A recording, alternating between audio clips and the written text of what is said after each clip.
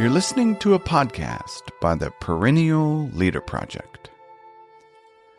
Welcome back to another episode of Dying Every Day, Stoicism in a Year. This is day 14, and we're discussing the art of thinking well through a selected passage from Epictetus.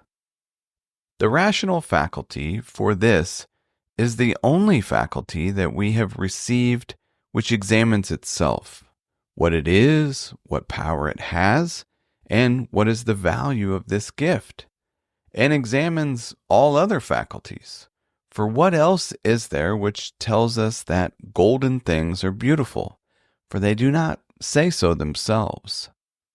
What then should a man have in readiness in such circumstances? What else than this? What is mine and what is not mine? And what is permitted to me and what is not permitted to me? I must die? Must I then die lamenting? I must be put in chains. Must I then also lament? I must go into exile. Does any man then hinder me from going with smiles, cheerfulness, and contentment? These are the things philosophers should meditate on, which they should write daily, in which they should exercise themselves. And this passage is adapted from Discourses. Simply put, the rational faculties allow us to think and reason. For example, we use these rational faculties to discern what is within our control and what is not, something we discussed on day 1.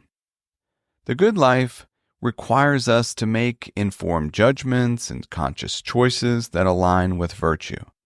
This makes our rational faculties an indispensable ingredient, or you might say, practice. In his book Beyond the Individual, Professor Will Johncock described the word rational this way. Rational in a human regard implies someone's ordered and systematic thinking. A rational thinker's mental functions, their interpretations, decisions, and judgments, reliably associate effects with causes, and contextualize present events with past patterns of events in order to anticipate future events. A rational mind does not pluck its interpretations of what happens in the world or decisions about how to respond to the world from just anywhere. Rational thinking processes instead occur logically, orderly, repeatedly, and in sync with the world around the thinker. Consider reflecting or journaling on how one knows if they have, quote, succeeded in thinking or acting rationally. What does it mean to have our thinking processes aligned with the world around us? Thank you for listening to Dying Every Day, Stoicism in a Year. I hope you found something useful for daily life. If you enjoy what we're doing here and want to support the project, consider becoming a Perennial Meditations member. And finally, as always, I urge you to put what you heard into practice.